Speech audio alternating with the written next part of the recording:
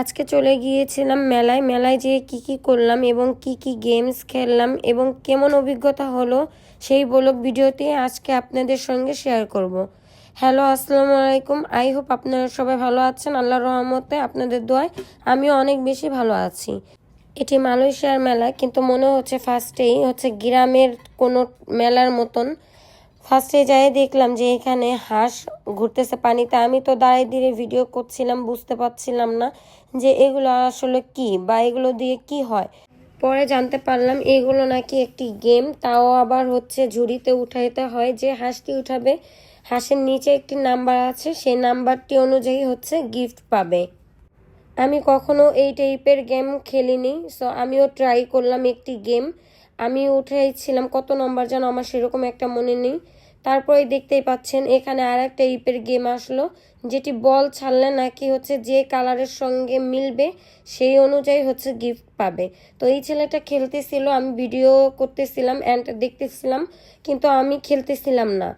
তো এই ছেলেটা খেলা দেখে পরে ছেলেটা দেখলাম যে একটি কলম গিফট পেলো। কতগুলো টাকা খরচ করে একটি জাস্ট কলম পেল।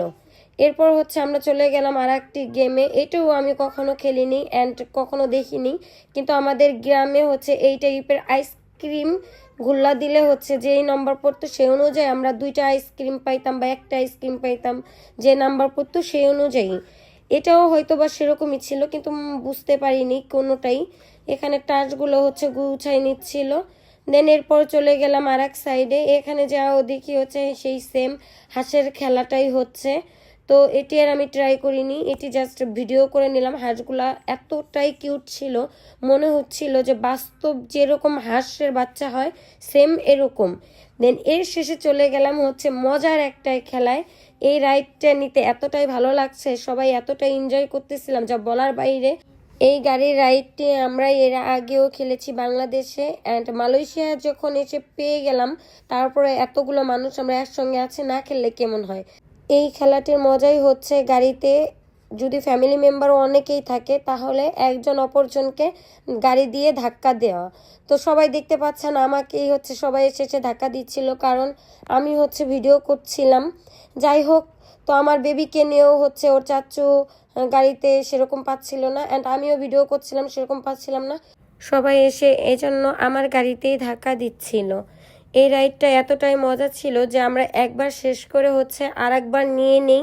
দুবার খেলার শেষেও মনে হচ্ছিল যে আরেকটু যদি খেলতে পারতাম তাহলে না কতই ভালো হতো। এখন চলে আসলাম ফাইনালি আমার জীবনকে কুরবানি দেওয়ার জন্য। আমার মনে হচ্ছিল যে এই দিন আমি আর বেঁচে ফিরবো না, কারণ এতটাই ভয়াবহ এই রাইডটি ছিল যে কেউ উঠে নেই। আমি আর আমার একটি ছোট ভাই বেশি পাকনামো করে রাইডটিতে উঠে গেলাম। তারপর রাইডটি উঠার মজার টের পেয়েছি। আমি ভেবেছিলাম যে রাইডটিতে উঠে জীবনে কিছু অভিজ্ঞতা পূরণ করব, কিন্তু এমন অভিজ্ঞতা কোনো দরকার নাই কারো জীবনে। কারো যদি হার্টের প্রবলেম থাকে তাহলে রিকোয়েস্ট থাকবে যে এই রাইডটি কখনোই কেউ উঠবেন না। সুস্থ মানুষও এখানে অসুস্থ হয়ে যাবে।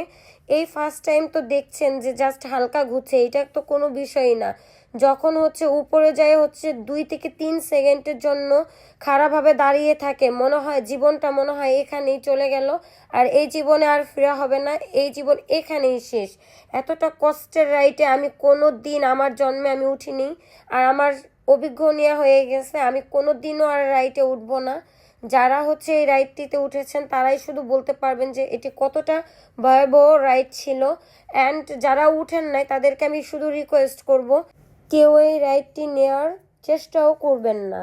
এতটাই খারাপ লাগতেছিল আমার যে আমি কান্না করে দিছিলাম। আমি বিশেষত খুবই কম ভয় পাই এবং আমার সব কিছুতেই চড়তে ভালো লাগে বা অভিজ্ঞতা অর্জন করতে একটু ভালো লাগে, কিন্তু বিশ্বাস করেন এটি আমার ছিল শ্রেষ্ঠ অভিজ্ঞতা, যেটা আপনাদের আমি বলেও বোঝাইতে পারছি না যে আমার এরকম লাগছিল। আজকের মতন এখানেই ব্লগ ভিডিওটি শেষ করছি। যদি কারো ভালো লেগে থাকে সঙ্গে থাকবেন লাইক কমেন্ট শেয়ার করে। আল্লাহ হাফেজ।